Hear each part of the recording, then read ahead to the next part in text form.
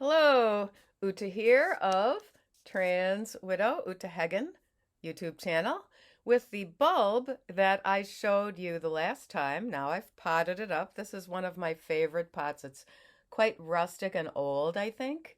Just fits this bulb, and we'll see if, despite a critter eating about a third of it, if it will continue to grow and possibly bloom as I force it inside. I'm just giving you a little hint of the kind of little decorations I would do with my kindergarten students back in my teaching days with that. And I'm just going to put that to the side. Yes, now okay. My WordPress blog is utahagengrasswidow.wordpress.com, and that will be in the notes. And this is Trans Widow Uta Hagen YouTube channel, and a big happy Valentine's Day and shout out to Barry of YouTube channel called EDI Jester. That's all caps EDI and then Jester, like the court jester. Um, and he is on a roll as we are here. And he mentioned me on one of his on his I think video from this morning, where he was talking about the children and the trans widows, and I really so appreciate this attention. And I think that with Kelly J. Keene starting the Party of Women and a few other things going on in the news that are really showing how the cross-sex ideation cult is a cult. And to continue this thought, this concept, I am going to read about a social worker named Tamara Pietzke, I think her name is pronounced. It looks Polish to me. Pietzke. If you simply um, do a search under Mary Bridge Center whistleblower, you will get some information about Tamara Pietzke, who, even though she's a single mother of three kids, yeah, I'm a 36-year-old single mother of three kids, all under the age of 6. So she's taking a chance with this whistleblowing. She said, "I'm terrified of speaking out, but that fear pales in comparison to my strong belief that we can no longer medicalize uh, youth and cause them potentially irreversible harm. The 3 patients I described below explain why I'm taking the risk of coming forward." I don't know if I'm going to go through all 3, because then I'm going to go into the words of 2 girls who desisted, and they feel very angry just simply about having wasted significant time in their teen years, uh, uh, letting themselves be sucked into this cult. Um, I think that both of these girls, fortunately, did not have the surgeries and did not take so much testosterone that their bodies are changed forever. Okay, so back to the whistleblower Tamara Pietzke's stories. Last spring, I started seeing a new client who, at 13 years old, had one of the most extreme and heartbreaking life stories I've ever heard. And she says, for the sake of clarity, I'm referring to all patients by their biological sex. And that's what everyone should be doing. Some of the research is really, really murky, even though it shows that people are not happy, and that somewhere 6 to 7 to 10 years after starting this medicalization, they really regret it all. They regret the changes to their bodies. Now, to go on to this 13-year-old girl. My patient's mother has bipolar disorder and was so abusive to my patient that the mother was given a restraining order. This is in Washington State. It's Pierce County, Washington State. So that's one of these places where they will take children away from their parents if the parents are saying none of this makes any sense. Um, okay. The patient was sexually assaulted by an older cousin, by one of her mother's boyfriends, and also once at school by a classmate. So this is repeated sexual assaults before the age of 13. So how can they say, oh, yes, we think you're trans? You must be born in the wrong body. uh, as the social worker, Tamara found this information out.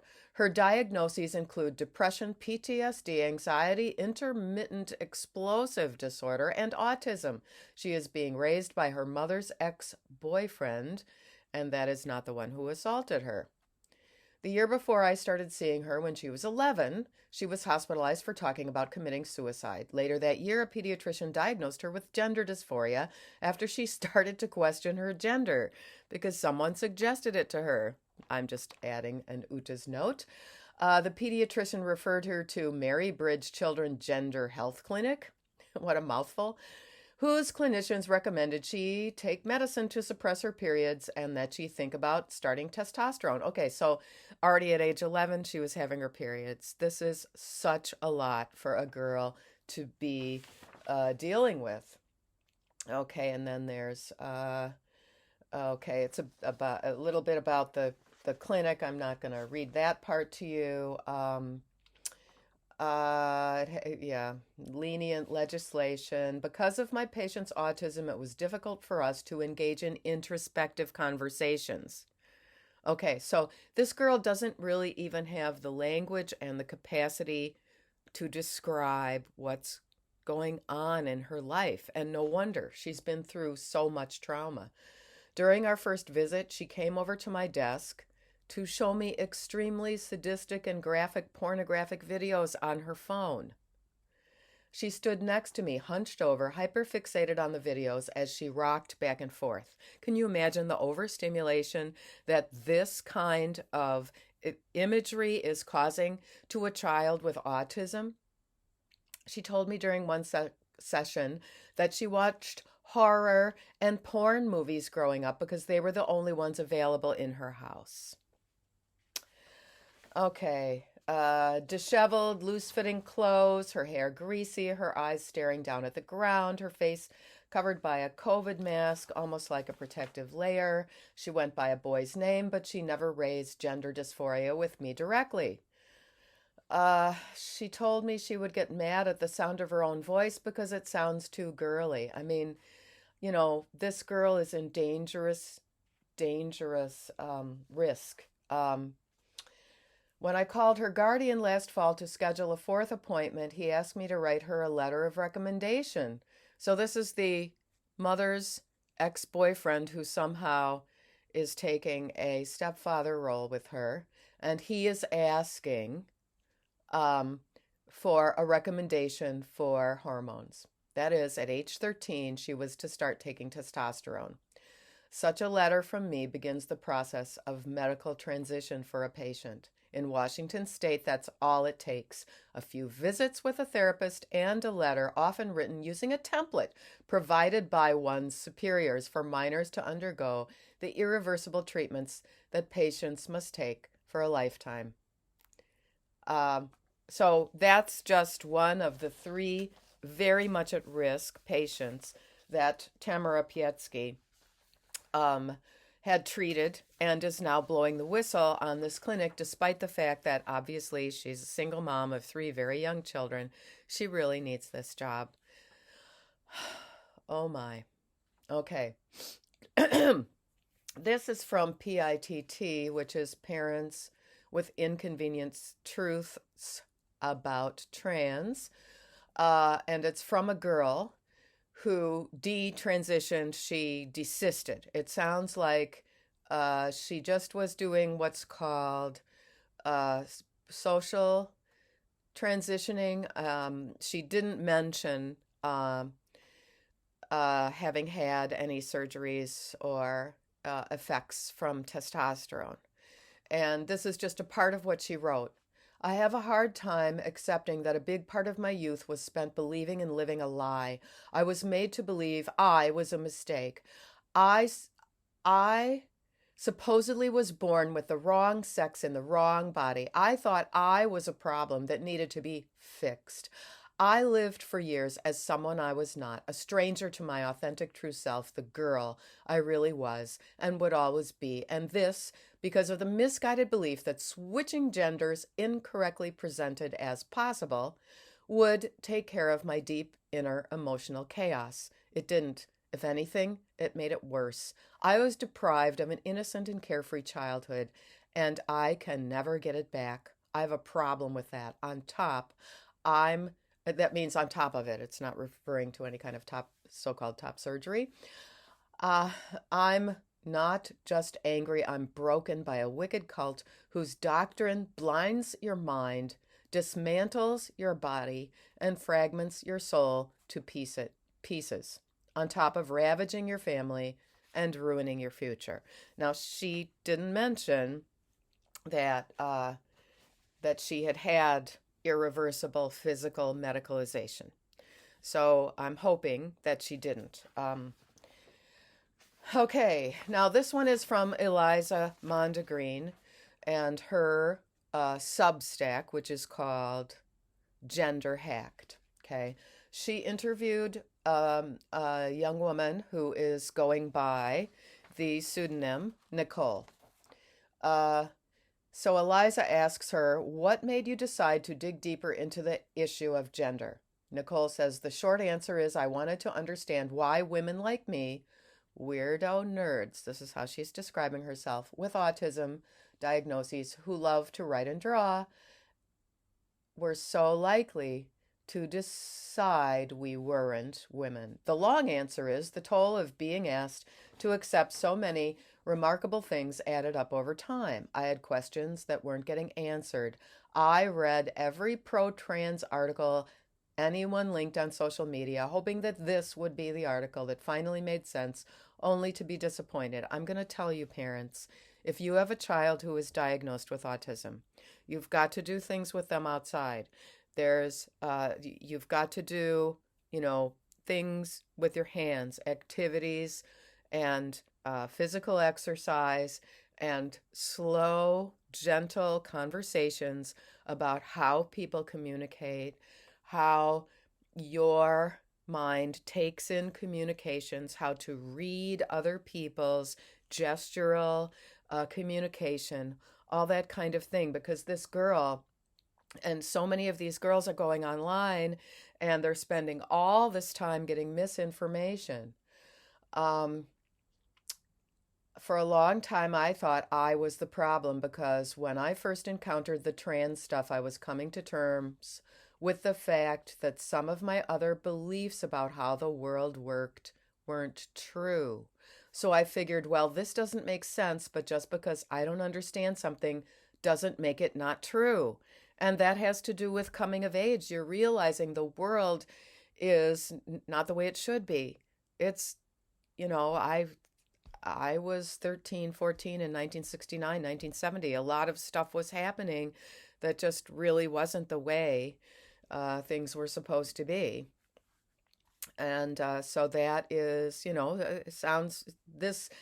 both of these girls sound like they're getting it together, actually. They're not bad at writing and, good vocabulary, grammar. And I hope that, publishing these experiences and stories and histories helps them to get over it. I keep on moving forward. Thank you to my subscribers. Thank you to the new subscribers and the loyal stalwarts. I'm even feeling like a little bit better today than I did a week ago. It's noticeable because I understand from the comments that you leave here. Of course, please like, subscribe, and share. I'm being encouraged. I'm feeling a sense of purpose, even though I have a really, really difficult, traumatic history that I lived through. I went for a wonderful stick walk this morning. I'm doing my floor exercises. I'm going to make some Valentine's cookies for people later. So you can overcome difficulties. You can overcome trauma. Um, so this girl continues, I don't always understand things when I first encounter them, especially when those things involve other people's experiences.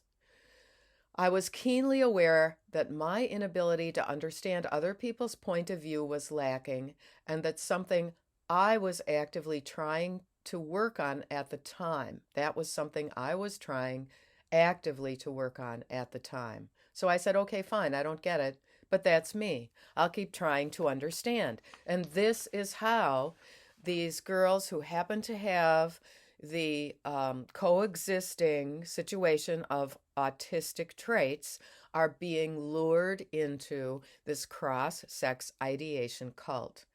And the other thing is that then there's the love bombing of the cult.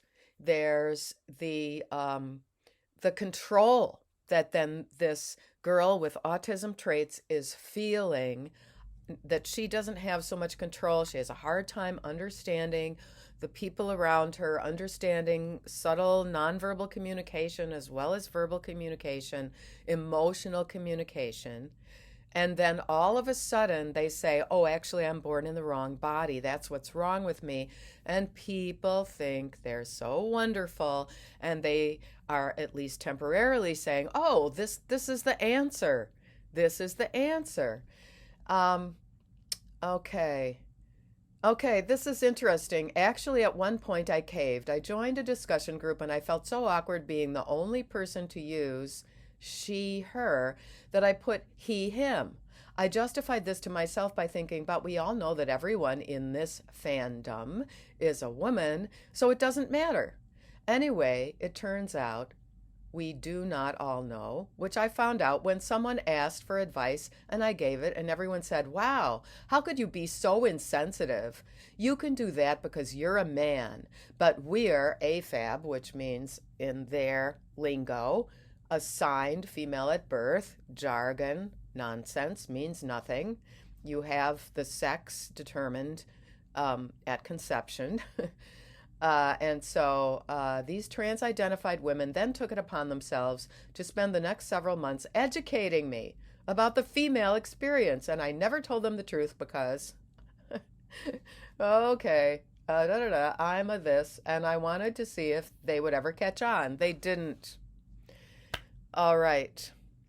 So I'm hoping to do yet another one tonight. I do have to finish up with this Debbie David Hayton stuff, because the WordPress blog called The Lies They Tell on Twitter, it's The Lies They Tell on Twitter.wordpress.com. She has all these quotes from the book, and I just have to read you the hypocrisy and contradictions that Debbie David writes in his own book. I might just catch another walk. Let's see. I want you to get out there. I want you to enjoy everyone around you. Remember, there is always a chance for something wonderful to happen with each new day.